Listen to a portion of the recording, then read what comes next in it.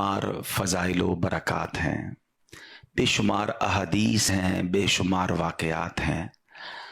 इतने फ़ज़ाइल हैं कि हम बयान करते चले जाएं, शायद कई रातें गुजर जाएं, मगर दुरूद पाक के फ़ज़ाइल को कंपाइल नहीं किया जा सकता। लेकिन अगर मैं बीइंग अ मुस्लिम आपसे क्वेश्चन करूं कि बीइंग अ मुस्लिम हम क्या चाहते हैं हमारी ज़िंदगी में, क्या क्या तमन्नाएं हैं मरते वक्त, और क़यामत के दिन मेरी क्या डिज़ायर्स हैं। कभी अकेले में बैठकर लिस्ट बनाएं कि यार मैं क्या क्या चाहता हूँ दुनिया में, मुझे ये मिल जाए, मरते वक्त ये मिले, कब्र में ये मिले और महशर में ये मिल जाए। तो अब मैं कुछ हदीसों का इत्र, यूँ समझिए गुलदस्ता आपके सामने पेश कर रहा हूँ कि ये तमाम बातें हदीसों में, रिवायतों में, बुजुर्गान दीन के अक़वाल में मौजूद हैं कि अगर आप चाहते हैं कि आपकी रोज़ी में बरकत हो तो दुरूद पाक पढ़िए। हर जुमले के बाद सुबहान अल्लाह भी कहते जाइए। आप चाहते हैं कि आप दुनिया में ज़िल्लत और रुसवाई से बचें तो आप दुरूद पाक पढ़ें। आप चाहते हैं दुनिया में टेंशन और परेशानियां आपसे दूर हो जाएं तो दुरूद पाक पढ़िए। आप चाहते हैं आपकी इज्जत में इजाफा हो तो आप दुरूद पाक पढ़िए। आप चाहते हैं कि आप मरते वक्त आपको नबी पाक का दीदार नसीब हो तो दुरूद पाक पढ़िए। आप चाहते हैं कि कब्र नूर मुस्तफ़ा से जगमगा जाए, हैं, क़यामत तक नबी पाक के जलवे हों तो दुरूद पाक पढ़िए। क़यामत के दिन मेरे आका के हाथों जामे कौसर पीना चाहते हैं तो दुरूद पाक पढ़िए। नबी पाक के लिवाउल हम्द तले उठना चाहते हैं तो दुरूद पाक पढ़िए। सरकार अलैहिस्सलाम के साथ जन्नत में जाना चाहते हैं तो दुरूद पाक पढ़िए। बार बार मदीने जाना चाहते हैं तो दुरूद पाक पढ़िए। बल्कि प्यारे आका का ख्वाब में दीदार करना चाहते हैं तो दुरूद पाक पढ़िए। अब मुझे बताएं, कुछ रह गया है? बीइंग अ मुस्लिम जो ज़िंदगी में चाहिए, जो मौत के वक्त चाहिए और जो क़यामत के दिन चाहिए, और कुछ रह गया है जो बाकी है? अगर रोज़ी में इजाफा हो, इज़्ज़तें महफूज रहें, टेंशन रिलीज़ रहे, हैं, बरकतें मिलती रहें, ईमान वाली मौत मिले, आका के साथ जन्नत में दाखिला मिल जाए, तो फिर और क्या चाहिए एक मुसलमान को? और ये तमाम फ़ज़ाइल जो हैं मुख्तलिफ़ हदीसों में, यानी यूँ समझिए कि मैंने कई हदीसों को यूँ समझिए उसका मजमुआ या उसका इत्र आपके सामने पेश कर दिया कि ये तमाम रिवॉर्ड्स, ये तमाम फ़ज़ाइल जो हैं हदीसों में हमें मिलते हैं, रिवायतों में मिलते हैं कि इस कदर कमाल का वजीफ़ा है। यानी मेरी हर क्लैमिटी, मेरी हर प्रॉब्लम का सॉल्यूशन जो है वो दुरूद पाक में मौजूद है। शायर जब भी तो कहते हैं ना कि दुखों ने तुमको जो घेरा हो तो दुरूद पढ़ो, जो हाज़री की तमन्ना हो तो दुरूद पढ़ो।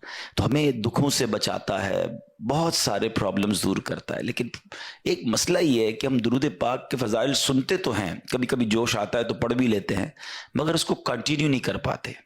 तो कंटिन्यू करने का कोई निज़ाम बनाएं, अपनी ज़िंदगी में इसका कोई टाइम रखें, इसका कोई यूँ समझे शेड्यूल में डाल दें इसको कि ये किसी भी सूरत दिन गुजरे तो मेरे पर्टिकुलर तादाद में दुरूद पाक हो जाने चाहिए। 100 बार, 200 बार, अल्लाह तौफीक दे तो कम से कम 313 बार पढ़ लें। 1000 बार पढ़ने वाले भी हैं, 2000 बार भी पढ़ने वाले, तो पढ़ें और इसकी बरकतें आप अपनी आंखों के सामने देखेंगे।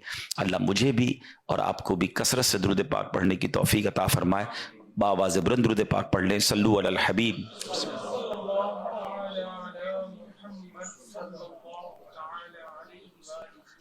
आज जो हमारा मेन टॉपिक है वो एक ऐसी अजीम हस्ती के बारे में हमने जानना है कि जिनका जब भी नाम लेते हैं तो सर अदब से झुक जाता है। हिस्टोरिकल पर्सनालिटी, यानी मैं ये कहूँ कि दुनिया की जो one of the top historical और मुबारक पर्सनालिटीज़ हैं, टॉप लिस्ट में आपका नाम आता है। यानी इससे बढ़कर उनकी फजीलत क्या होगी कि पूरी कायनात में अल्लाह रब्बुल आलमीन की मखलूक में जो सबसे अफजल हैं, बादस खुदा बुजुर्ग तुई किस्सा मुख्तसर, सरकार दो आलम अलैहिस्सलाम हैं, आप वजह तख्लीक कायनात हैं। मगर नबी पाक अलैहिस्सलाम के बाद अगर कायनात में कोई सबसे ज़्यादा अफजल है तो वो हज़रत इब्राहीम अला नबीना अलैहिस्सलाम है। हज़रत इब्राहीम अलैहिस्सलाम के जहाँ बहुत सारे कमालात हैं। एक बड़ी यूनिक बात बताने जा रहा हूँ। 4 जो आसमानी किताबें हैं ना, तौरात, ज़बूर, इंजील और कुरान, इन चारों किताबों में हज़रत इब्राहीम का जिक्र है اور ان چاروں مذاہب میں حضرت ابراہیم کا ادب اور پیروی بھی ہے.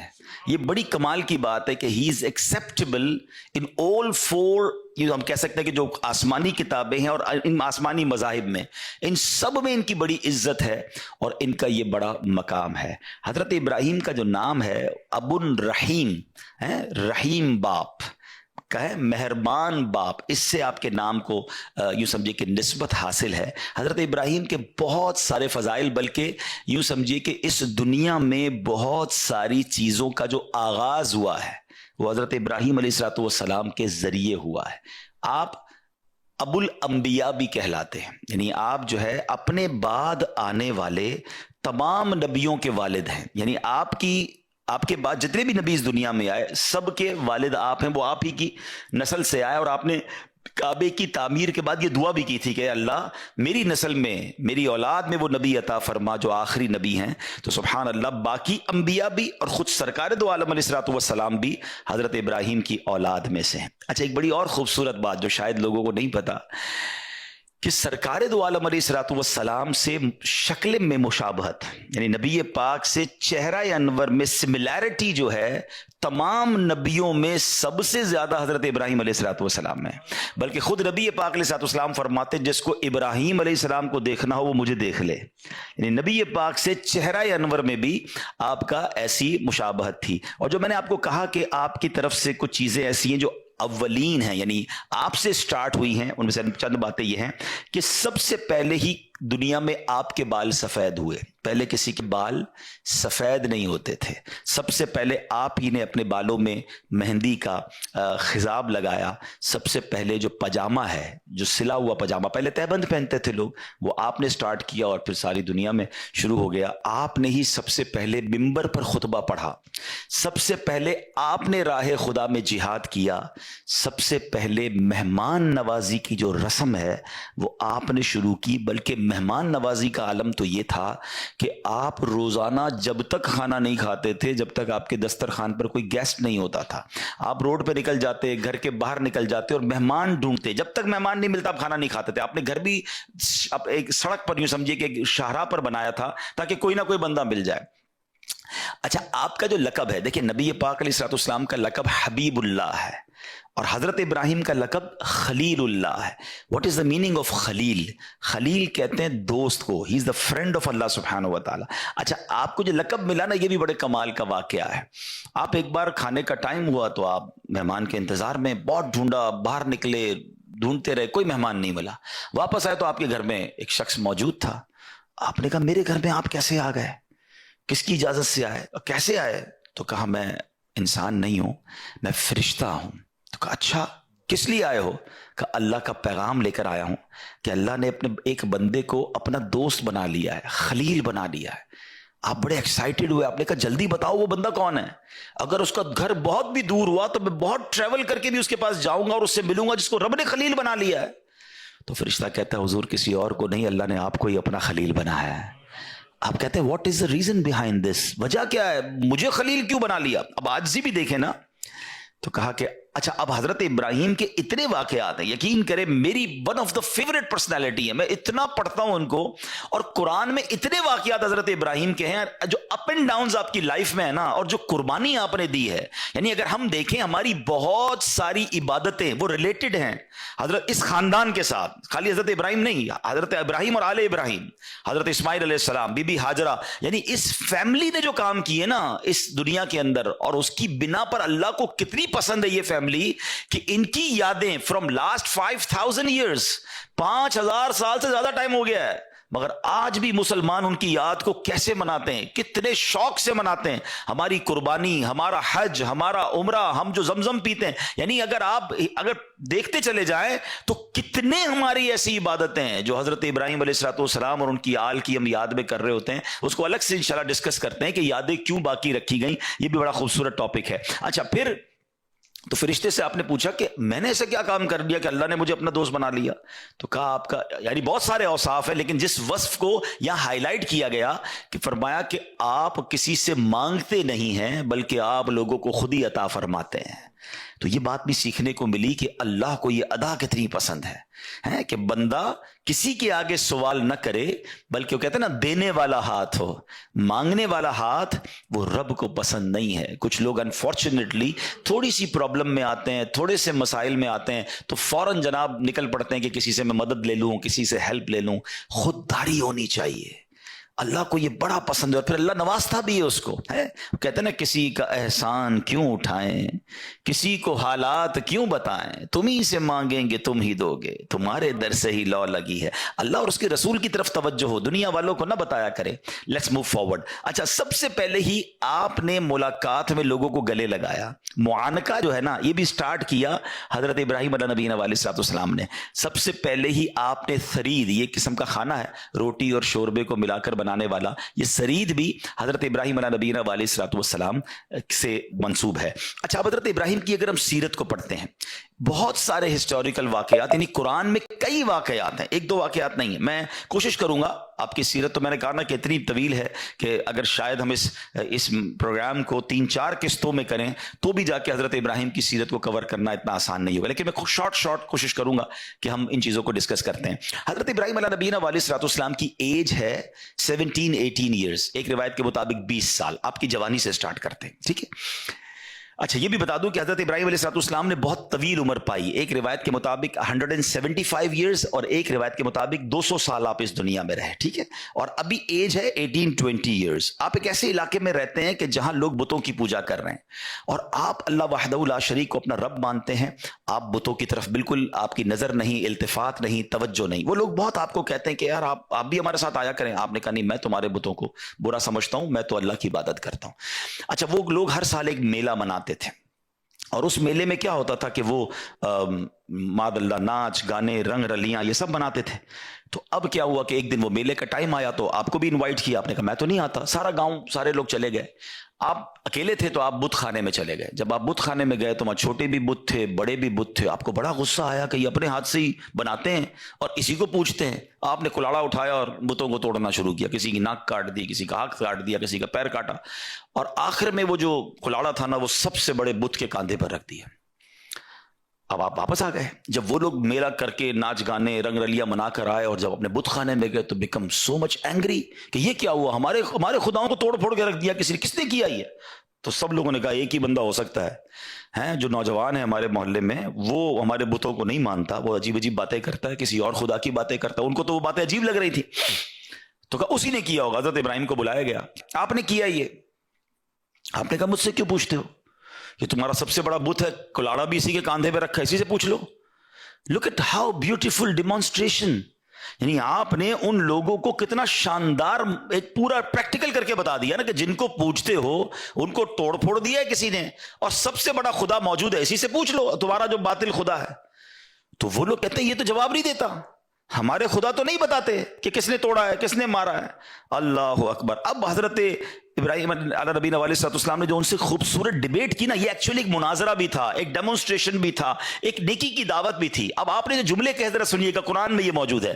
آپ فرماتے قال افتعبدون من دون اللہ، فرمایا تو کیا اللہ کے سوا ایسوں کو پوچھتے ہو، ما لا ينفعکم شیئا ولا یضرکم، جو نہ تمہیں نفع دے سکتے نہ نقصان دے سکتے ہیں، اپنے آپ کو بھی مرنے سے نہیں بچا سکتے۔ افل لکم، تف ہے تم پر، ولما تعبدون من دون اللہ، اللہ کے سوا کسی اور کو پوچھتے ہو، افلا تعقلون، تم میں عقل نہیں ہے؟ لک اٹ ہاؤ بیوٹیفل ورڈز۔ اگر ہدایت والے دل ہوتے تو سمجھ جاتے کہ ہم کر کیا رہے ہیں، مگر اگر کہتے ہیں نا دلوں پر مہر ہو تو بہت سامنے کی بات بھی سمجھ نہیں آتی۔ اور آج بھی ایسا ہے، کچھ لوگوں کو آپ قرآن سنا دیں، حدیث سنا دیں، ان کو بزرگان دین کے اقوال سنا دیں، لیکن نہیں ماننا تو نہیں ماننا۔ تو وہ لوگ، حالانکہ حضرت ابراہیم نے خوبصورت ڈیمونسٹریشن دیا، مگر وہ تو آپے سے باہر ہو گئے، کہتے اس نوجوان کو پکڑو اور ان کو جلا دو۔ قرآن میں الفاظ موجود ہیں، حرکوہ وانصروا آلہتکم ان کنتم فاعلین، ان کو جلا دو اور اپنے خداؤں کی مدد کرو اگر تمہیں کرنا ہے۔ اب ایسا ہی ہوا، آپ کو پکڑ لیا گیا اور اب آپ کو جلانا ہے. اچھا ایک 18-20 سال کے نوجوان کو جلانا ہے تو چھوٹی سی آگ کافی تھی، مگر ان کو خوف کتنا تھا کہ ہسٹری آف یونیورس میں اس سے پہلے اتنی بڑی آگ نہیں لگائی گئی تھی. بہت بڑا الاؤ، بہت ساری لکڑیاں جمع کی گئی، کئی دن کی محنت کے بعد ایک آگ لگائی گئی. اتنی بڑی آگ تھی کہ وہ نو فلائنگ زون بن گیا تھا، کوئی پرندہ بھی اوپر سے نہیں گزر سکتا تھا، جو پرندہ گزرتا وہ بھی جل جاتا تھا. اب اس آگ میں حضرت ابراہیم کو ڈالنا تھا تاکہ خوف پیدا ہو، فیئر پیدا ہو، آپ اپنے عقیدے سے پھر جائیں. مگر سبحان اللہ، آپ کی زبان پر تو سبحان اللہ اللہ کا ہی نام تھا، اللہ کی حمد و ثنا تھی، اور آپ اللہ رب العالمین کے گیت گا رہے تھے. تو اب کیا ہوا کہ فرشتے آئے، بارش کا فرشتہ آیا کہ اے ابراہیم ہمیں حکم دے، ہم ابھی بارش برساتے ہیں آگ بجھ جائے گی. آپ نے کہا نہیں، میرا رب دیکھ رہا ہے، مجھے تمہاری مدد کی حاجت رہی. ہوا کا فرشتہ آیا، ابراہیم ہمیں آرڈر کریں، ہم ہوا چلاتے ہیں آگ بجھ جائے گی. کہ نہیں، رب دیکھ رہا ہے، اگر رب کی مرضی ہوگی تو وہ مدد کرے گا، باقی میں رب کی رضا پر راضی ہوں. توکل کا لیول 18-20 ایئرز میں دیکھیے گا، ٹھیک ہے.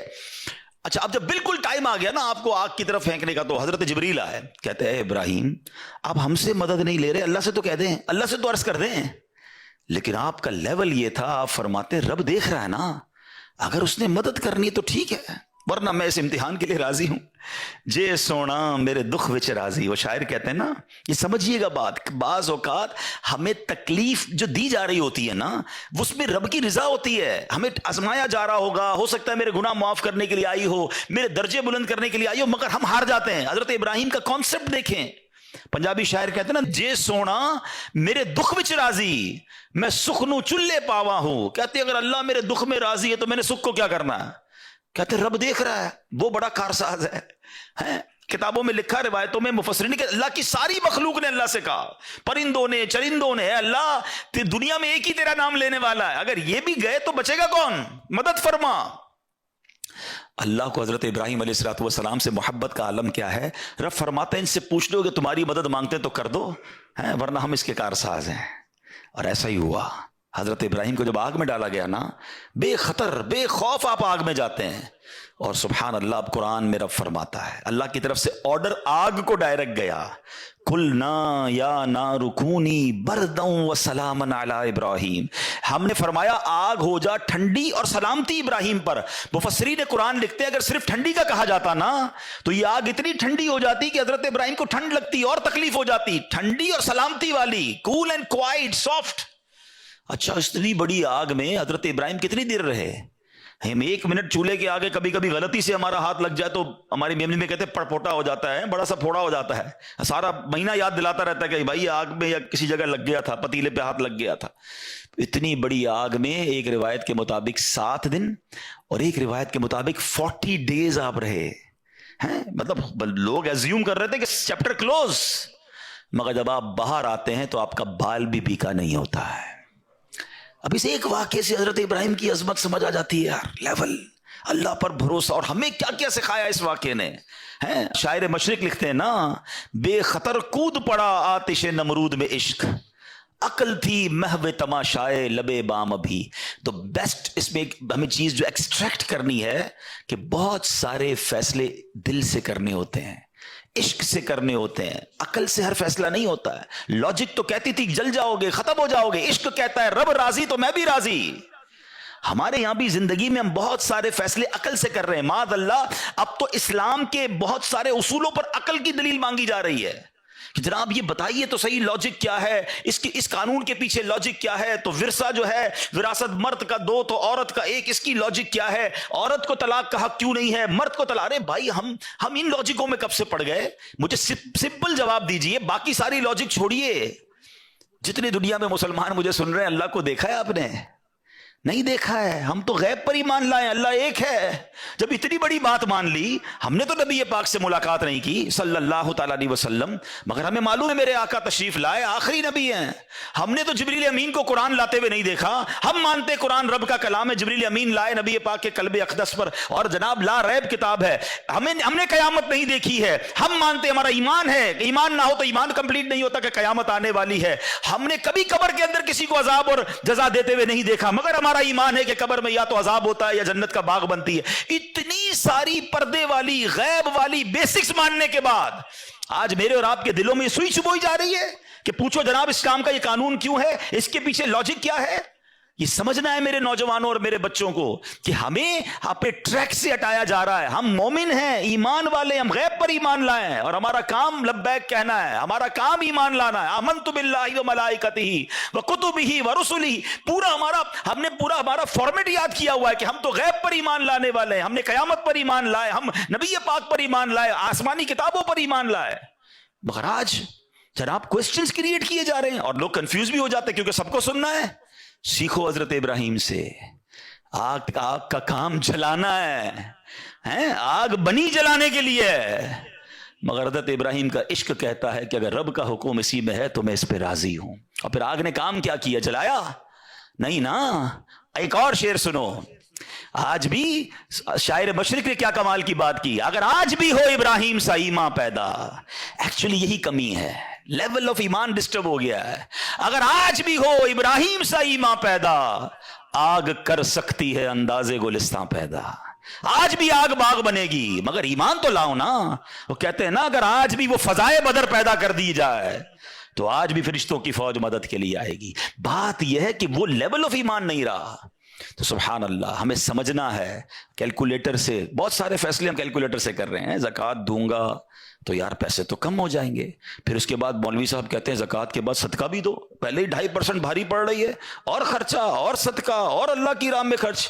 تو یار حدیثیں تو سناتے ہیں کہ بڑھ جائے گا, کیلکولیٹر کہہ رہا ہے کم ہو جائے گا. ارے میرے پیارے اسلامی بھائیوں, ایک تمہارا میرا کیلکولیٹر ہے, ایک رحمت کا کیلکولیٹر ہے. یقین کریں ہر چیز لاجک سے نہیں ہوتی. اور یہ تو اتنی واضح ہے, یہ تو اتنی واضح ہے, بٹھاؤ کسی اکاؤنٹنٹ کو, بٹھاؤ کسی چارٹرڈ اکاؤنٹنٹ کو, اس کا اکاؤنٹ بتائے گا کہ زکوٰۃ دو گے تو پیسے کم ہوں گے, صدقہ دو گے تو پیسے کم ہوں گے. ایمان کیا ہے کہ میرے آقا نے فرمایا, میں قسم اٹھا کر کہتا ہوں, نبی پاک نے صرف یہ نہیں کہا کہ میں کہتا ہوں, میں قسم کھا کر کہتا ہوں کہ اللہ کی راہ میں خرچ کرو گے مال کم نہیں ہوگا. میں کیلکولیٹر کی مانوں یا اپنے نبی کی مانوں, اور جنہوں نے مانی نبی پاک کی پوچھو ان سے, ہر سال ان کا پیسہ بڑھتا ہے, ہر سال جو جتنا بانٹ رہا ہے اس کا اتنا ملٹی پلائی ہو رہا ہے. کیسے ہو رہا ہے؟ کیلکولیٹر تو کہتا ہے کم ہوتا ہے, نہیں, کچھ چیزیں کہیں اور بن رہی ہیں, کیلکولیشن کہیں اور ہے, رحمت کی باتیں کہیں اور. ایمان تو لاؤ نا. کیا شاندار ایمان تھا حضرت ابراہیم علیہ نبینا علیہ الصلوۃ والسلام کا. پنجابی شاعر کہتے ہیں عشق دے چل ہی نمبر لے گئے, عقل منداں ہیں وہی عمرہ گالیاں. جو عشق والے ہوتے ہیں نا وہ نمبر لے جاتے ہیں, عقل والے سوچتے ہی رہ جاتے ہیں. عقل کو تنقید سے فرصت نہیں, عشق پر اعمال کی بنیاد رکھ. جس دن آپ کا ایمان, آپ کے اعمال عشق پر آ گئے نا, پھر آپ دیکھیں کہ آپ کی زندگی میں کبھی کوئی آپ کو کنفیوز نہیں کر سکے گا. Let's move forward. باتیں تو بہت ساری ہیں, اس پورے واقعے سے توکل سیکھنا ہے. حدیث پاک میں آتا ہے اگر تم اللہ پر توکل کرو جیسا کہ توکل کرنے کا حق ہے, اللہ تمہیں ایسے روزی دے گا جیسے پرندوں کو روزی دیتا ہے. کبھی امیجن کیا آپ نے پرندوں کو روزی کیسے ملتی ہے؟ حدیث میں ایسی پرند, اچھا ہو سکتا ہے انسانوں کے بارے میں فرمایا جاتا, نبی پاک فرما دیتے, جانوروں کے بارے میں فرما دے, پرندوں کے بارے میں کیوں فرمایا؟ سبحان اللہ. آپ کو دنیا میں پتہ ہے پرندے کتنے ہیں؟ ایک کیلکولیشن کے مطابق اس دنیا میں جتنے جانور ہوتے ہیں نا وہ انسانوں کا ملٹیپلائی بائی 10 ہوتے ہیں. ٹھیک ہے, ہم 8 ارب ہیں تو وہ 80 ارب ہیں, ساری جانور, چوپائے اور جتنے بھی جانور ہیں, انسیکٹس بھی اس میں ملا لیں. لیکن فرمایا پرندے اس کا ملٹیپلائی بائی 10 ہوتے ہیں. اٹ مینس اس دنیا میں اپروکسیمیٹلی 800 ارب پرندے ہیں. ٹھیک ہے, 800 ارب پرندے روز کہاں سے کھاتے ہیں؟ کوئی سپلائی لائن کو جا کے ان کو درختوں پہ پہنچاتا ہے. کسی گھونسلے میں کوئی آپ نے کبڈ دیکھی, کسی گھونسلے میں آپ نے کوئی سٹاک دیکھا کہ جناب یہ کل کا چارہ ہے, یہ رات کا چارہ ہے, میرے چھوٹے چھوٹے بچے ہیں اس کے لیے چارہ ہے. Nothing else. ہر پرندہ 800 ارب پرندے اپروکسیمیٹلی روز صبح فجر کے بعد بھوکے نکلتے ہیں, اور جب شام اپنے گھونسلے میں آتے ہیں تو سب کا پیٹ بھرا ہوا ہوتا ہے. سب کو کون کھلا رہا ہے؟ کوئی تو ہے جو نظام ہستی چلا رہا ہے, میرا خدا ہے. ایمان لاؤ نا, توکل کرو. جب پرندوں کو 800 ارب پرندوں کو روزی دے سکتا ہے, ارے میں اور آپ اشرف المخلوقات ہیں, میں ٹینشن ہی نہیں ختم ہو رہی کال کرو تھی نو ہے, سال بعد کیا ہوگا, بچی کی شادی کیسے ہوگی, میرے کاروبار کا کیا ہوگا, ارے مارکیٹ ڈاؤن ہو رہی ہے, ڈالر اوپر ڈالر نیچے, اسی ٹینشن میں مر گئے. یار جو رب چونٹی کو کن اور ہاتھی کو من دے سکتا ہے وہ اس نے مجھ سے بھی وعدہ کیا ہے. سیکھو نا حضرت ابراہیم سے, کاش یہ توکل نصیب ہو جائے. تھوڑی ایج اور بڑھتی ہے. آپ نے ایک بار ایک بڑا کمال کا منظر دیکھا کہ ایک بندے کو سمندر میں کسی اس کی ہلاکت ہو گئی، سمندر میں وہ ڈوب کے مر گیا، مچھلیوں نے کھایا اس کی باڈی کو، تھوڑی دیر بعد اس کی لاش سمندر کے کنارے پہ آئی تو پھر جانوروں نے کھایا، اس کے بعد دیکھا کہ پرندے آئے، پرندوں نے بھی اس کی باڈی سے کھایا۔ آپ کے ذہن میں خیال آیا کہ یا اللہ، یہ بندے کو قیامت کے دن تو کیسے اٹھائے گا؟ ایمان تو تھا مگر اس کی باڈی کے اجزاء تو 3 الگ الگ مخلوقات کھا گئیں، اور قیامت کے دن یہ واپس کھڑا ہونا ہے اس نے۔ سبحان اللہ، آپ نے اللہ سے کہا وَإِذْ قَالَ إِبْرَاهِيمُ، پھر یہ دیکھیں حضرت ابراہیم کا یہ واقعہ بھی قرآن میں موجود 3 پارے میں سورہ بقرہ۔ آپ کہتے ہیں وَإِذْ قَالَ إِبْرَاهِيمُ رَبِّ أَرِنِي كَيْفَ تُحْيِي الْمَوْتَى، حضرت ابراہیم نے عرض کی کہ اے میرے رب مجھے دکھا دے تو مردے کیسے زندہ کرے گا۔ ارشاد ہوتا ہے قَالَ أَوَلَمْ تُؤْمِنْ، اے ابراہیم تو ایمان نہیں لایا؟ تجھے یقین نہیں؟ اللہ ایمان لایا ہوں، مجھے یقین ہے مگر میں ذرا دل سے دیکھنا چاہتا ہوں اور قرار آ جائے، میں عین الیقین چاہتا ہوں، میں اس کو مزید دیکھنا چاہتا ہوں۔ قال فخذ 4 من الطیر، قرآن کہتا ہے رب نے فرمایا کہ اچھا 4 پرندے لے، فَصُرْهُنَّ إِلَيْكَ ثُمَّ اجْعَلْ عَلَىٰ كُلِّ جَبَلٍ، فرمایا اس کو اپنے ساتھ ہلا لے، اپنے ساتھ مانوس کر لے، پھر ان کا ایک ایک ٹکڑا پہاڑ پر رکھ دے، مِنْهُنَّ جُزْءًا ثُمَّ ادْعُوهُنَّ يَأْتِينَكَ سَعْيًا، فرمایا پھر انہیں بلا، وہ تیرے پاس چلے آئیں گے پاؤں سے دوڑتے، وَعْلَمْ أَنَّ اللَّهَ عَزِيزٌ حَكِيمٌ، اور جان رکھ اللہ غالب حکمت والا ہے۔ اب ہوا کیا، حضرت ابراہیم کو حکم ہوا کہ 4 پرندے لیں۔ اب آپ نے 4 پرندے الگ الگ لیے، مور لیا، کبوتر لیا، آپ نے مرغ لیا اور ایک گدھ لیا، ان 4 کو اپنے ساتھ تھوڑا ٹائم رکھا تاکہ وہ آپ سے انسیت پالے، تاکہ 4 کے بارے میں کنفرم بھی ہو جائے کہ یہی 4 ہے، کوئی اور مکس نہ ہو جائے۔ اس کے بعد آپ نے 4 کو ذبح کیا، 4 کا قیمہ بنایا اور 4 کا قیمہ مکس کر دیا، 4 کا الگ الگ نہیں، 4 کا ٹوٹل مکس کر دیا، اور اس کے چھوٹے چھوٹے پیس سمجھ لیں 4 پہاڑ پر رکھ دیے، الگ الگ پہاڑوں پر، اور 4 کی جو چہرے تھے یعنی ان کی کھوپڑیاں تھیں وہ اپنے پاس رکھی، اس کا قیمہ نہیں بنایا، یعنی ان کے سر آپ کے پاس ہیں 4 پرندے کے، 4 کا مکس قیمہ ہو چکا ہے، اور 4 الگ الگ پہاڑ پر رکھ دیے۔ قرآن نے کیا کہا تو انہیں پکارو ہیں، اب یہ بھی ذرا میں آگے آ کے بتاؤں گا اس ایک خوبصورت آیت کے اس جز سے کیا سیکھنے کو مل رہا ہے۔ قرآن نے کیا کہا کہ انہیں پکارو، تو آپ نے کہا یا ایھا الدیک، اے مرغ، یا ایتھا الحمامہ، اے کبوتر، یا ایھا النسر، اے گدھ، یا ایھا الطاؤس، اے مور۔ آپ کی پکار پر وہ 4 پرندے جو ہیں ان کا قیمہ اب آسمان پر اڑنا شروع ہوا ہے۔ فکشن، گرافکس ہیں، آج کل اینیمیشن کا دور ہے، کمپیوٹر پر جناب لوگ بہت ساری چیزیں بنا لیتے ہیں۔ سنو 5000 سال پہلے قرآن میں یہ واقعہ موجود ہے کہ کیا ہوتا ہے، ان 4 کا قیمہ اڑتا ہے، اور اب جس کا مرغ کا ہے وہ مرغ کی طرف، مور کا ہے تو مور کی طرف، کبوتر کا 4 کے جسم پورے کمپلیٹ ہوتے ہیں، سر نہیں ہے، سر تو آپ کے پاس ہے نا، وہ 4 پرندے بغیر سر کے دوڑتے ہوئے آپ کے پاس آتے ہیں، زندہ ہو جاتے ہیں مگر سر نہیں ہے، قریب آتے ہیں تو حضرت ابراہیم نے ان کا سر جو ہے وہ واپس ان کے پاس لگا دیا، سب سر بھی ان کا لگ گیا، آ کر دانا چگنے لگ گئے۔ حضرت ابراہیم نے اپنی آنکھوں سے مردوں کو زندہ ہونے کا واقعہ دیکھا اور آپ کے دل کو اطمینان اور قرار آیا، یہ میرا رب یہ ہے۔ کیسے ہیں، کہتے ہیں کسی کو شیر کھا جائے، کسی کو مچھلی کھا جائے، کسی کی سمندر میں موت آ جائے، معاذ اللہ کسی کے پرخچے اڑ جائیں، کوئی آگ میں راکھ ہو جائے، میرا رب چاہے تو سب کو دوبارہ جسم، ان کی تمام باڈی کو پھر کریٹ کرے گا اور وہ قیامت کے دن جمع ہوں گے۔ حضرت ابراہیم نے یہ اپنی آنکھوں سے دیکھا اور یہ واقعہ بھی قرآن میں موجود۔ یہاں کیا سیکھنے کو ملا؟ 2-3 باتیں ہیں۔ تو بہرحال حضرت ابراہیم علیہ السلام کے اس واقعے سے کیا سیکھنے کو ملا؟ پہلی بات، میرے رب کی قدرت کیسی ہے، ان اللہ علی کل شیء قدیر، ٹھیک ہے۔ دوسری بات، علماء کہتے ہیں، صوفیانہ تفسیر اس کی لکھی گئی کہ 4 پرندے کیوں لیے گئے، کبوتر، مور، گدھ، مرغ، فرمایا ان 4 کی نا ایک بری خصلت ہے۔ مرغ ہے اس کے اندر شہوت بہت ہے، جو کبوتر ہے اس کو اپنی اڑان پر بڑا ناز ہے، بڑا تکبر ہے، بہت اونچا اڑتا ہے۔ فرمایا گدھ جو ہے اس کا کیا پرابلم ہے، گدھ کے بارے میں فرمایا کہ وہ لالچی بہت ہے۔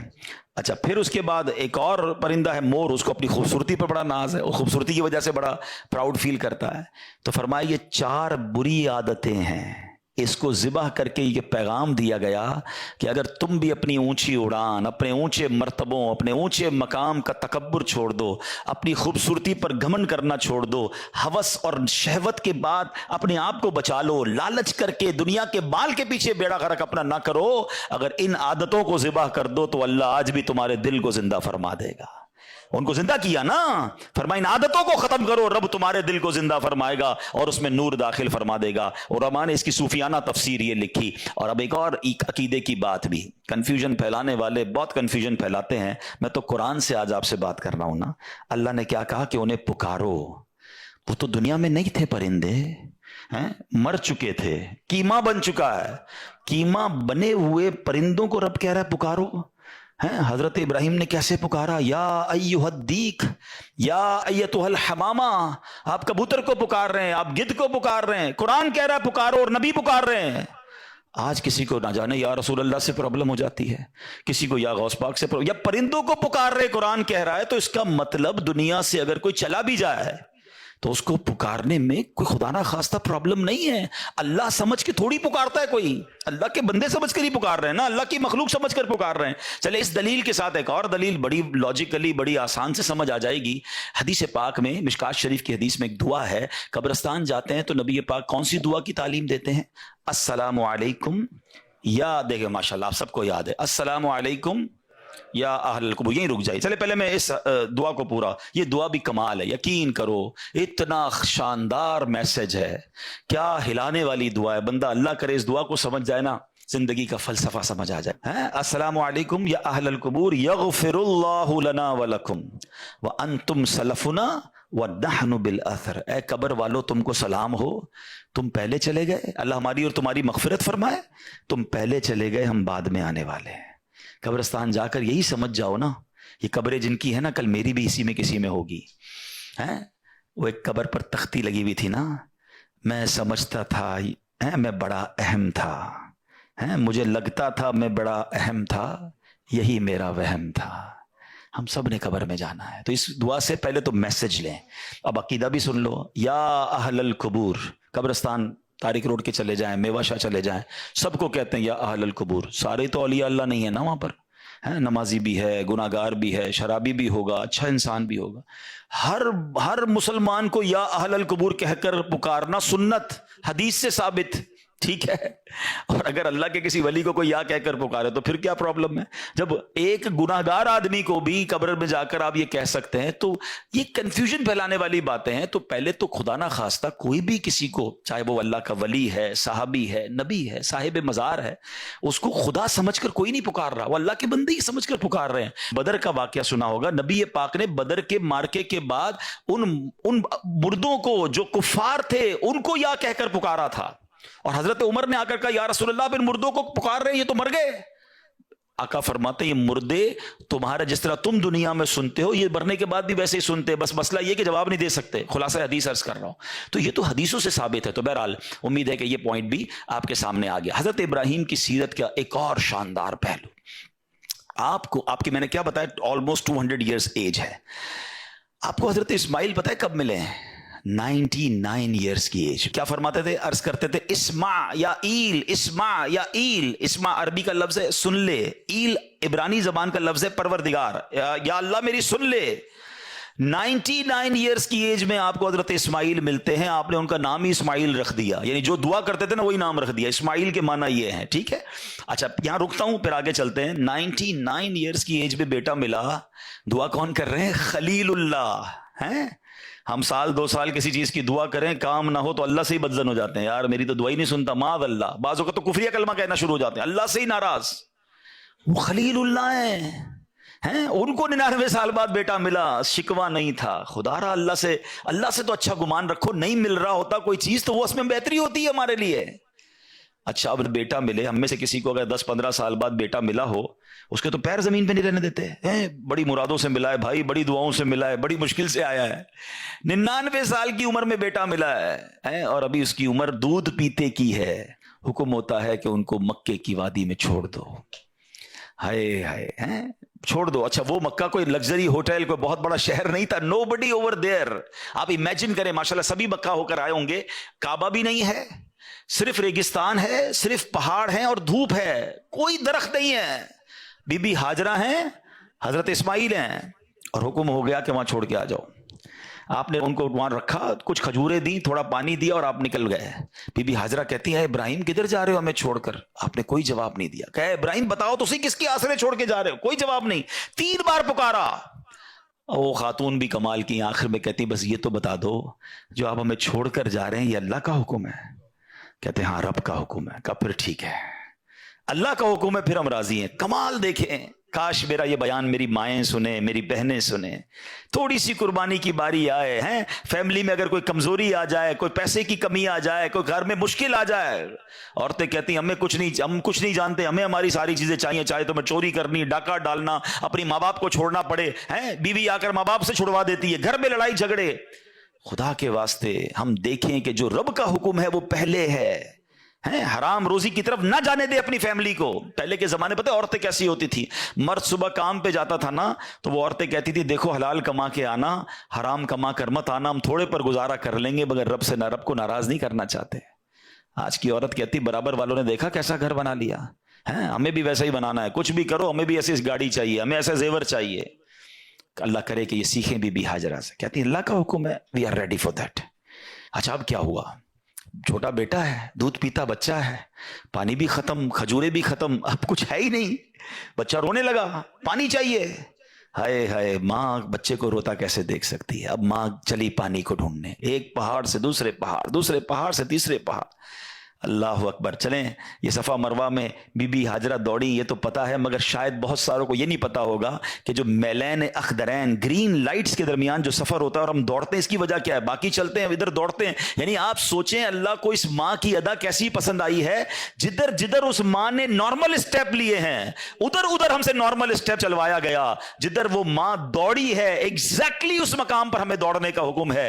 کوشچن ہاجرہ اس مقام پر دوڑی کیوں اور باقی نارمل کیوں چلتی گئیں؟ سبحان اللہ. علماء کہتے ہیں بی بی ہاجرہ جب صفا سے مروہ جاتی تھی نا, تو آپ ذرا امیجن کریں, اب تو بہت بڑی عمارت بن گئی ہے, اے سی لگ گئے, ٹائلیں, سب ختم کریں, اپنی نگاہوں میں ایک منظر بنائیں کہ ایک پہاڑ ہے, دوسرا پہاڑ ہے. اب کعبہ تو نہیں ہے نا, ابھی تو کعبے کی تعمیر ہونا باقی تھی. ایک لکودک سیر میدان ہے اور بیٹا بیٹھا اور صفا کتنا دور ہے. ٹھیک ہے, اب بی بی ہاجرہ جو ہے وہ چلتی رہی ہیں, پانی بھی دیکھ رہی ہیں, بچے کو بھی دیکھ رہی ہیں, پانی بھی دیکھ رہی ہیں, بچے کو بھی دیکھ رہی ہیں. اچانک ایک چھوٹی سی پہاڑی بیچ میں آتی تھی. وہ چھوٹی سی جو پہاڑی ہے نا, ایکچولی وہ اتنی پہاڑی تھی جتنا یہ میلین اخدرین گرین لائٹس کا ایریا ہے. جب وہ آتی تھی تو بی بی ہاجرہ کو حضرت اسماعیل نظر نہیں آتے تھے. وہ دوڑنا شروع کرتی تھی کہ بیٹا جلدی نظر آئے. جیسے ہی پہاڑی ختم ہوتی تھی بیٹا دیکھتی تھی, آپ کاؤنٹ ڈاؤن ہو جاتی تھی, آپ سمپل چال چلتی تھی. اللہ اکبر. اب مروہ سے واپسی کی باری ہے, اسی اسموتھ وے میں چلتے ہوئے بیٹے کو بھی دیکھ رہی ہیں, پانی بھی ڈھونڈ رہی ہیں. پھر وہ چھوٹی سی پہاڑی آتی ہے, ہاجرہ دوڑتی ہیں کہ بچہ نظر نہیں آ رہا. جیسے پہاڑی ختم ہوتی اب پھر نارمل ہو جاتی. اللہ اکبر. مجھے بتائیے اللہ کو اس ماں کی ادا کیسی پسند آئی ہے؟ جدھر آپ نے نارمل اسٹیپ لیے ہم ادھر نارمل چال چلتے ہیں. جب میلین اخدرین آتے ہیں ہمیں دوڑنا ہے کہ یہ دوڑنا سنت ہے. سبحان اللہ. اور اب کیا ہوا؟ اس بچے کے رونے کی وجہ سے انہوں نے پانی, ان کو تو نہیں ملا بی بی ہاجرہ کو, یہ دوڑانا تھا. سبحان اللہ. اور اللہ کو ادا کیسی پسند آئی. ہمارا عمرہ کمپلیٹ نہیں ہوتا, ہمارا حج کمپلیٹ نہیں ہوتا جب تک ہم سعی نہ کریں, 7 چکر پورے نہ لگائیں. اچھا جناب اب جاتے ہیں, حضرت اسماعیل جو ہے وہ پیروں کو رگڑتے ہیں, وہاں سے پانی نکلتا ہے. جب پانی نکلتا ہے تو آپ کی زبان سے نکلتا ہے زمزم. زمزم کے معنی ہے رک. اتنا تیزی سے پانی نکلا کہ آپ کی بے ساختہ زبان سے کہ پانی رک جائے. وہ کنویں کا نام ہی زمزم پڑ گیا. اور ایسا جاری ہوا ہے, دنیا میں بہت ساری بورنگز ہیں, بہت سارے پانی کے کنویں نکلے, 100 سال 200 سال 500 سال میں ختم ہو گئے. آلموسٹ مور دین 5000 ایئرز ہو گئے ہیں, کروڑوں گیلن پانی اس سے نکل رہا ہے. اللہ اکبر. یہ کنواں ہے کہ ختم نہیں ہو رہا. اللہ کی قدرت کا کیسا نظارہ, حضرت اسماعیل کا کیسا معجزہ ہے. بیسٹ منرل واٹر اسے کہا جاتا ہے. بڑے ٹیسٹ کروائے گئے. میری ایک بار زمزم کے کنویں کے ایک انجینئر سے ملاقات ہوئی. وہ کہتا ہے روزانہ रोजाना हजारों लाखों गैलन हम सक करते हैं, थोड़ी देर के लिए कुछ इंच ये कुआं नीचे चला जाता है, मगर जब सुबह वापस आते हैं ये कुआं वापस उतना ही भर चुका होता है। ये किधर से पानी आ रहा है, ये कैसे जारी और सारी है, ये अल्लाह की शान है। अच्छा जनाब, अब पानी आ गया। ज्योग्राफिकली को जिन्होंने थोड़ा दुनिया में देखा हो, नहीं देखा तो कभी गूगल पे बैठ के देखिएगा, कभी दुनिया के मैप को जूम कीजिएगा, आपको अंदाजा होगा। पाकिस्तान को ही देख लें, मैं पिछले दिनों इजिप्ट गया, इजिप्ट को खास तौर पे देखिएगा, मेरी बात ज्यादा समझ आएगी। इजिप्ट को जब आप जूम करेंगे ना,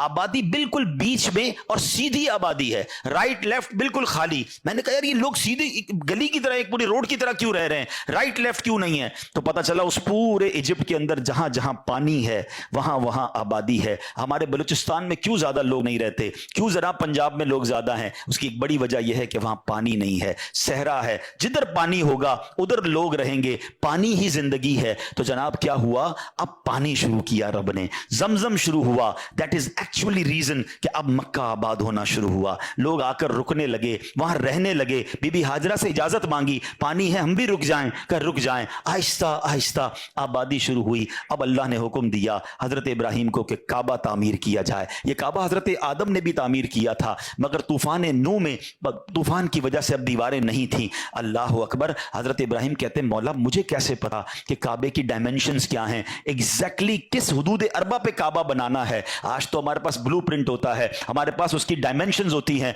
हम अपने इंजीनियर को देते हैं कि भाई मेरे प्लॉट की साइज ये है, इसकी दीवार बनाओ, 1 इंच आगे नहीं, 1 इंच पीछे नहीं। अब काबा बनाना है और एग्जैक्टली उसी डायमेंशन पर बनाना है। सुभान अल्लाह। हदीसों के अल्फाज हैं, अल्लाह ने एक बादल भेजा, इरशाद फरमाया इस बादल के साथ जाओ, इस बादल का जो साया होगा एग्जैक्टली उसी साये की डायमेंशन में काबे की तामीर करनी है। हजरत इस्माइल पत्थर पकड़ाते, हजरत इब्राहिम पत्थर लगाते। सुभान अल्लाह। अब जिस पत्थर पर खड़े होकर यह तामीर हो रही है यह जन्नती पत्थर है, और ये पत्थर है मकाम इब्राहिम। सुभान अल्लाह। काबे के सामने खड़े होना तो कितना ऊंचा है उसकी दीवार, कैसे हजरत इब्राहिम का हाथ पहुंचा होगा। उलमा फरमाते हैं इस मकाम इब्राहिम ने लिफ्टर का काम शुरू किया। जैसे जैसे काबे की दीवार ऊंची होती जाती मकाम इब्राहिम ऊंचा होता जाता। जब नीचे पत्थर लगाना होता ये पत्थर नीचे आ जाता और काबे की पूरी तामीर हो रही है। बेटा पत्थर पकड़ा रहा है, बाप पत्थर लगा रहा है और ये काबे की तामीर मुकम्मल होती है। एक यहां इश्क वाली बात कर दूं, फिर बात को आगे चलते हैं। हजरत बीबी हाजरा और हजरत इब्राहिम की याद हज में कहाँ कहाँ है? सफ़ा मरवा का चलना बीबी हाजरा की याद है, ठीक है ना। अच्छा रमी करते हैं तो हजरत इब्राहिम, अभी आएगा वो वाकया कि कैसे हुआ था, मगर रमी आज तो शैतान वहाँ नहीं है, आज पत्थर मार रहे हैं, वहाँ तो दीवार है। लॉजिक ये कहती है, अकल, वही वाली बात जो मैंने शुरू में कही थी कि हर चीज़ अकल से कैलकुलेट ना किया करो। लॉजिक वाले लोग तो कल ये कहेंगे कि यार 2 पहाड़ों के दरमियान 7 चक्कर लगाने से बेहतर है काबे का तवाफ कर लो, काबा तो अल्लाह का घर है, ये तो पहाड़ है जिसके गिर्द हम चल रहे हैं। लॉजिक तो ये कहती है। अच्छा जनाब, महीना के अंदर 3 रातें गुजारने से बेहतर है मैं 3-4 तवाफ मजीद काबे के कर लूं, ज्यादा सवाब मिलेगा। अच्छा हुदूद हरम के अंदर एक नेकी 1 लाख नेकी के बराबर है। शायद आप में से बहुत सारों को याद नहीं होगा कि अरफात हुदूद हरम में नहीं है, हुदूद हरम के बाहर है। लॉजिक वाला तो कोई बंदा ये कह सकता है कि यार हुदूद हरम के बाहर पूरा दिन गुजारने से बेहतर नहीं है काबे के सामने 9 ज़ुल्हिज्जा गुजार लूं तो जनाब ज्यादा सवाब मिलेगा। नहीं मेरे प्यारे इस्लामी भाइयों, ये हज का सफर बहुत इजीली एक्सप्लेन कर रहा है कि हर चीज लॉजिक से नहीं होगी। अल्लाह को अपने बंदों की याद बाकी रखना, उनकी याद मनाना कितना पसंदीदा है कि मां की याद में सई बाकी रखी, खलीलुल्लाह की याद में रमी बाकी रखी। हालांकि आज वहां शैतान नहीं है। नबी पाक ने अरफात में 9 ज़ुल्हिज्जा गुजारा, सारे हाजियों का वहां जाना जरूरी। मेरे आका ने मिना की रातें मिना में गुजारी, उनकी वहां रातें गुजारना सुन्नत। तो ये सब बातें बता रही हैं कि अगर जो लोग ये कहते हैं कि औलिया अल्लाह की याद ना मनाओ, अल्लाह वालों की बार बार याद क्यों मनाते हो, हर साल उनका दिन क्यों मनाते हो, तो मेरा सवाल उनसे यह है कि फिर हज कैसे करोगे? हज तो है ही अल्लाह वालों की याद में, उन्हीं की अदाओं को अदा करना है। क्या सही करने वाला बीबी हाजरा की याद दिल से निकाल सकता है? क्या रमी करने वाला खलीलुल्लाह की याद दिल से निकाल सकता है? अरे ये किया इसीलिए गया कि सबको याद आए कि मेरे खलील ने क्या किया, उसकी ज़ौजा ने क्या किया, उस खानदान ने कैसी कुर्बानियां दी। आज बकरा काटते हैं, गायें काटते हैं, बोटियां भी हम खा जाते हैं, लेकिन जनाब उस कुर्बानी को तो याद करें कि उधर तो बच्चा ज़िबा करने का हुक्म था और खलीलुल्लाह की उस याद को आज हम याद कर रहे हैं। तो सुभान अल्लाह, ये तमाम बातें हमें बता रही हैं कि अगर आज भी کوئی اولیاء کرام کا, صحابہ کرام کا, نہ سرکار دو عالم علیہ الصلوۃ والسلام کی یاد میں کوئی دن مناتے ہیں, کوئی پروگرام کرتے ہیں, ان کا ذکر کرتے ہیں, تو اس میں کوئی قباحت نہیں. یہ حج پورا ہے ہی اللہ والوں کی یاد. اور سبحان اللہ, میں اپنی بہنوں سے بھی ایک بات کر لوں کہ ماں کی ادا تھی نا صفا مروہ, ہے تو عورت کی ادا, مگر میلین اخدرین میں عورت کو دوڑنے سے منع کر دیا. سمجھ رہے ہیں بات, کہ گرین لائٹس میں مرد دوڑیں گے, عورتیں نہیں دوڑیں گی, حالانکہ وہاں تو عورت دوڑی تھی. What is the logic behind this, کیا وجہ ہے؟ سبحان اللہ, دیکھیں کتنا پاکیزہ دین ہے ہمارا. شریعت کو یہ پسند نہیں ہے کہ چونکہ مرد چل رہے ہیں اور عورتیں بھی ساتھ چل رہی ہیں, اگر عورتیں مردوں کے ساتھ دوڑیں گی تو ان کے پردے کے معاملات, ان کے جسم کی حیت ایسی ہے کہ وہ دوسروں پر ظاہر ہوگی. تو پردہ اتنا مطلوب ہے کہ صفا مروہ کے درمیان, حالانکہ دوڑی ماں تھی, عورتوں کو منع کر دیا گیا کہ آپ نارمل چال سے چلیں گی, مرد دوڑیں گے. یہ میرا اور آپ کا دین ہے. یہ میری بہنوں کو کیا ہو جاتا ہے کہ میلین اخدرین کے سامنے تو نارمل چال سے چل رہی ہیں, اور جناب وہیں مکے میں شاپنگ سینٹر میں, مدینے میں شاپنگ سینٹر میں بعض اوقات بے پردہ. چلو وہاں پردہ کر بھی لیا تو پھر یہاں آ کے کیوں بے پردگی والے معاملات کرتی ہیں؟ سیکھیں اس اسلام کے اس حکم سے کہ اسلام کو کتنا پسند ہے کہ عورتیں جو ہیں وہ مردوں سے اختلاط نہ کریں, بے پردگی نہ ہو, اپنے معاملات کو جو شریعت نے پردے کا حکم دیا ہے اس کو فالو کریں. بہرحال اب کعبہ تعمیر ہو گیا, حضرت ابراہیم کو حکم ہوا کہ اے ابراہیم لوگوں کو بلاؤ. حضرت ابراہیم علیہ السلام نے کہا یا اللہ مکے میں تو پبلک تھی نہیں نا, میری آواز کیسے پہنچے گی؟ اب میرا بیان اس وقت کراچی میں ہو رہا ہے, لیکن مجھے امید ہے دنیا کے کئی ملکوں میں لوگ سن رہے ہیں. اگر حضرت ابراہیم کے زمانے میں تو کوئی سیٹلائٹ نہیں تھی, آپ جبل ابو قبیس پر, یہ جو بالکل صفا کے ساتھ پہاڑ ہے, آپ اس پر چڑھ گئے. اللہ نے فرمایا اے ابراہیم تمہارا کام آواز لگانا ہے, ہمارا کام آواز پہنچانا ہے. یہ کیسا روحانی سیٹلائٹ تھا. حضرت ابراہیم نے آواز لگائی. حدیثوں کے یہ الفاظ ہیں, اس وقت دنیا میں جتنے لوگ تھے all around the world, سب تک حضرت ابراہیم کی آواز پہنچی. آپ نے کہا ہے لوگوں اللہ کے گھر کی طرف آؤ, حج کرو. آپ کی آواز صرف انسانوں نے نہ سنی, جنات نے سنی, چرند و پرندے سنی, ماں کے پیٹ میں جو بچے تھے انہوں نے سنی, عالم ارواح میں روحوں نے سنی. سبحان اللہ, روایت کے الفاظ ہیں اس وقت جس نے جواب دیا, جس نے اس کی جواب میں لبیک کہا, سبحان اللہ, جس نے ایک بار لبیک کہا وہ ایک بار حج کرے گا.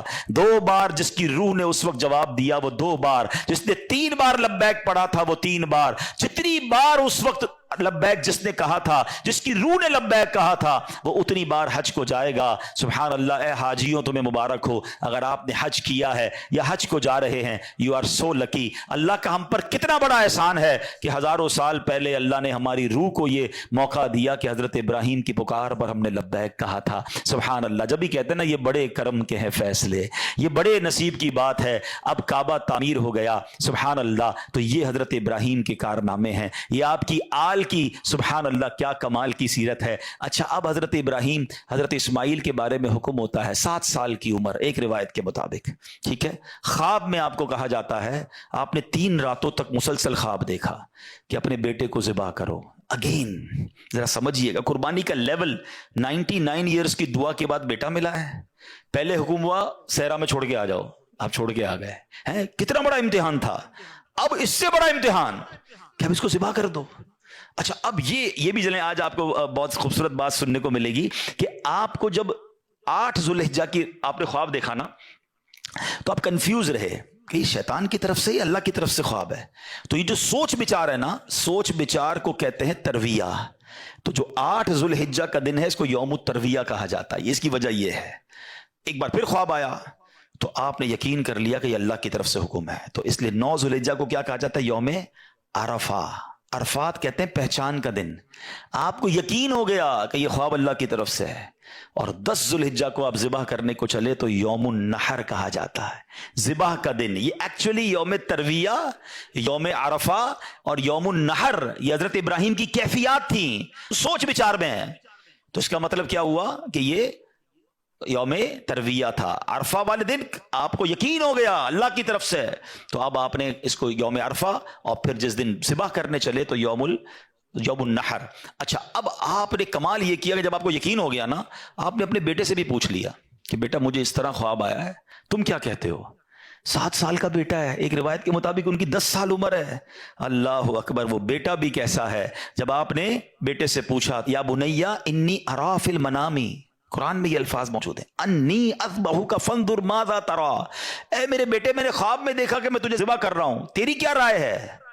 ہائے ہائے، بیٹا کیا کہتا ہے؟ یا ابت افعل ما تؤمر، اے والد صاحب کیجئے جس بات کا آپ کو حکم دیا جا رہا ہے، ستجدونی انشاء اللہ من الصابرین، خدا نے چاہا تو قریب ہے آپ مجھے صابر پائیں گے، صبر والا پائیں گے۔ اللہ اکبر۔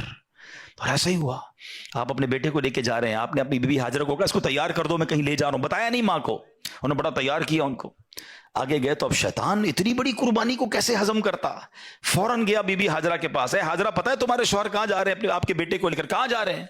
کہا ذبح کرنے جا رہے ہیں۔ کہا نہیں۔ اب شیطان کہتا ہے کہ ہاں اس لیے کر رہے ہیں کہ اللہ کا حکم ہے۔ کہا اللہ کا حکم ہے، پھر ٹھیک ہے میں راضی ہوں۔ ہائے ہائے ہائے، رب کا حکم ہے نا، کیسی ماں تھی، کہتی پھر میں راضی ہوں۔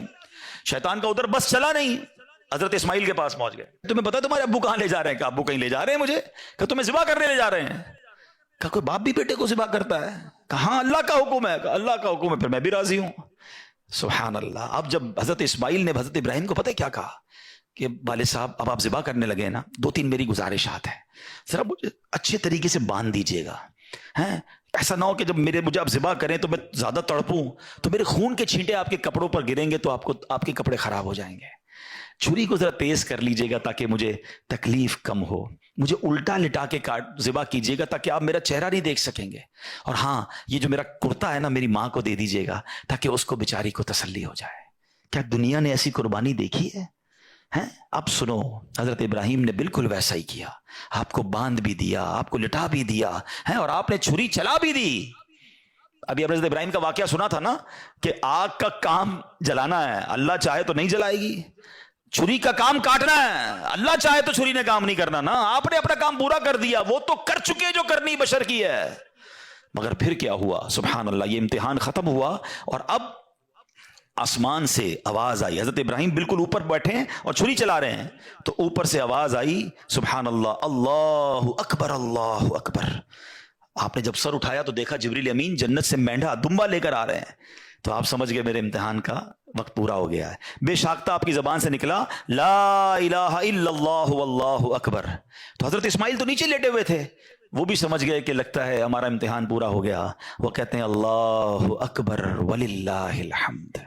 کیا یونیک تکبیر ہے، کن 3 شخصیتوں کی زبان سے نکلا ہے؟ پہلا پارٹ حضرت جبریل کی آواز میں، is the middle part of that تکبیر، حضرت ابراہیم نے ادا کیا ہے، اور آخری حصہ ہے حضرت اسماعیل کی زبانی۔ ذرا سوچو تو صحیح کیسا منظر ہوگا، ذرا مل کے تکبیر پڑھیں اور اس منظر کو یاد کریں۔ اللہ اکبر اللہ اکبر لا الہ الا اللہ واللہ اکبر اللہ اکبر وللہ الحمد، اللہ اکبر اللہ اکبر لا الہ الا اللہ واللہ اکبر اللہ اکبر وللہ الحمد، اللہ اکبر اللہ اکبر لا الہ الا اللہ واللہ اکبر اللہ اکبر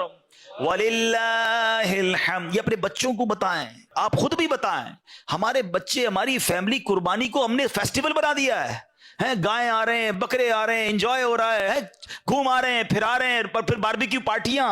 کبھی تو یاد کرو یار کیا ہوا تھا، یہ کیوں کر رہے ہیں قربانی، یہ کیسی قربانی کی داستان ہے، کب بتائیں گے ہم، کب اس کو سوچے تو صحیح۔ ہمیں خدا کی قسم ایک بار ان کو ہمیں زندگی میں اگر ہمیں بھی یہ کہہ دیا جائے کہ چلو ہر سال نہیں، زندگی میں ایک بار آپ بھی اپنا ایک بچہ ذبح کرو، کیا حال ہوگا؟ کتنی بڑی آسانی، بکرے کاٹو، گائے کاٹو، خود ہی کھاؤ، انجوائے کرو، شریعت نے کتنا آسانی کر دی ہم پر، لیکن اس قربانی کو تو یاد کریں نا۔ اور پھر اس سے سیکھنے کو کیا ملا کہ یہ وہ لوگ تھے کہ جن کی ان واقعات کو پڑھ کر کبھی تو احساس ہو یار کہ کبھی مال کی قربانی دینی پڑے تو میں حاضر، کبھی وقت کی قربانی دینی پڑے تو میں حاضر، کبھی اپنی خواہشات کی، اپنی ڈیزائرز کی قربانی دینی پڑے میں اللہ کے لیے دوں گا، اور اللہ وہ دن لائے جب جان کی قربانی دینی پڑے تم بھی اب پیچھے نہ ہٹے کہ یا اللہ جان بھی تیری ہے، تو نہیں تو دی نا جان، اے اللہ میں راضی، اللہ وہ جذبہ عطا فرمائے۔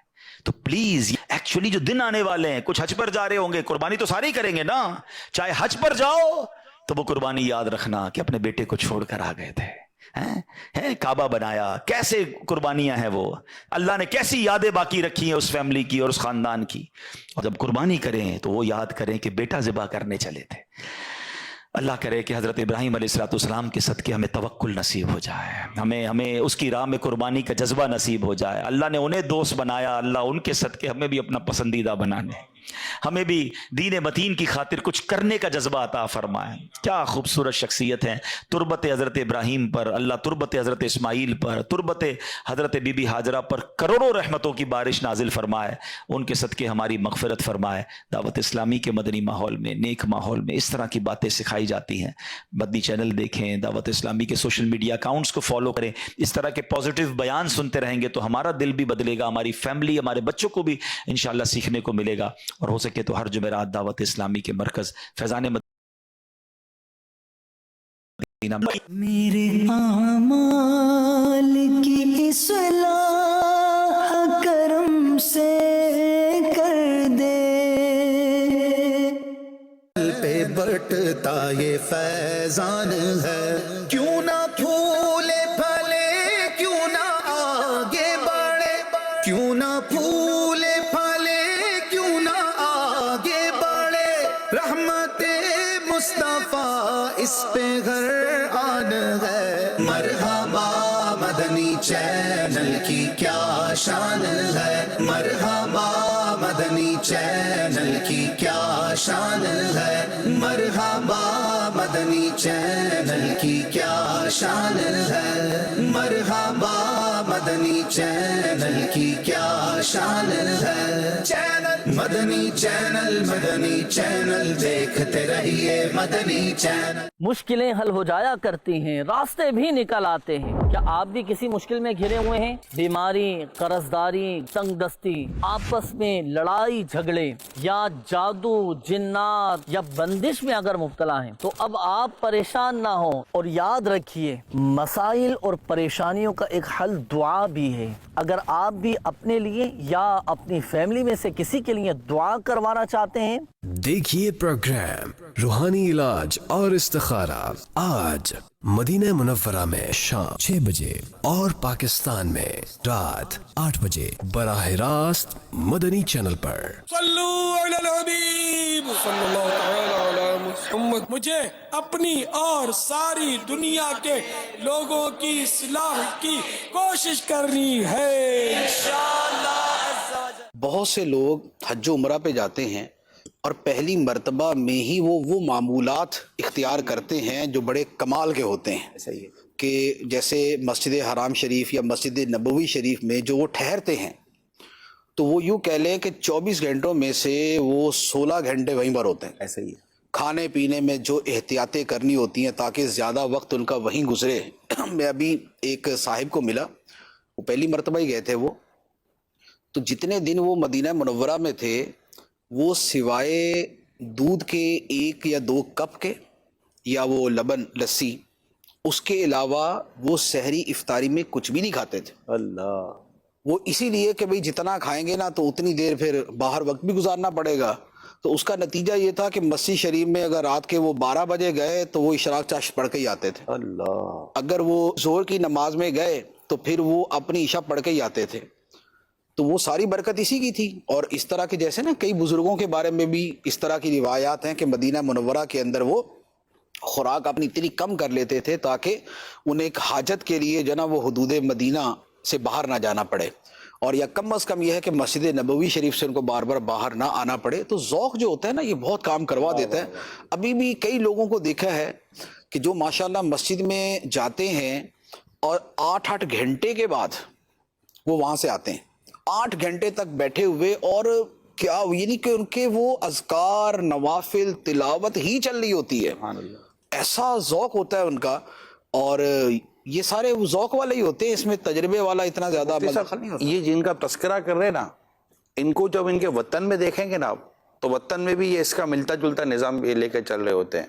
یہ سب سے بڑا فیکٹر ہوتا ہے. کچھ ویسے خیر وہاں کی ایک برکت بھی ہوتی ہے جس سے عبادت ذوق بڑھ جاتا ہے. وہاں پر ایک ماحول بھی بننا ہوتا ہے.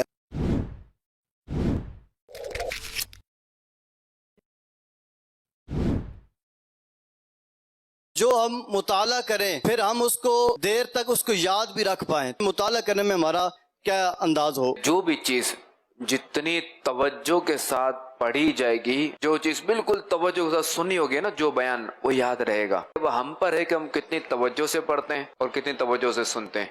امت محمدیہ میں سب سے پہلے جنت میں کون داخل ہوگا؟ انبیاء کرام علیہ السلام کے بعد انسانوں میں سب سے افضل کون ہے؟ خلیفہ اول حضرت ابوبکر صدیق رضی اللہ تعالی عنہ. تو جنت میں بھی جو ہے نا وہ یہی جائیں گے امت میں. دوران نماز ہمارے دلوں میں شیطان بہت سارے وسوسے ڈالتا ہے، طرح طرح کے خیالات آتے ہیں. جب بندہ نماز کے لیے کھڑا ہوتا ہے تو شیطان نے تو اس کو الجھانا ہے. پہلے تو شیطان کی کوشش ہوتی ہے کہ نماز کے لیے کھڑا ہی نہ ہو. جب کھڑا ہو گیا تو پھر یہ پوری اپنی جماعت کے ساتھ آتا ہے کہ ان کو کسی طریقے سے ان کو الجھاؤ. یہ ہمارا کام ہے کہ ہمیں اس سے مقابلہ کرنا ہے. دیکھیے پروگرام علم کے موتی آج مدینہ منورہ میں رات 7:30 بجے اور پاکستان میں رات 9:30 بجے مدنی چینل پر. صلو علی الحبیب صلی اللہ تعالی علی محمد. مجھے اپنی اور ساری دنیا کے لوگوں کی اصلاح کی کوشش کرنی ہے. ہادیو رہنما ہمارے علماء ہو کبھی درپیش جو کوئی مسئلہ پوچھ لے حاضر ہو ہم ان کی بارگاہ. الحمدللہ رب العالمین والصلاة والسلام علی سید المرسلین اما بعد فاعوذ باللہ من الشیطان الرجیم.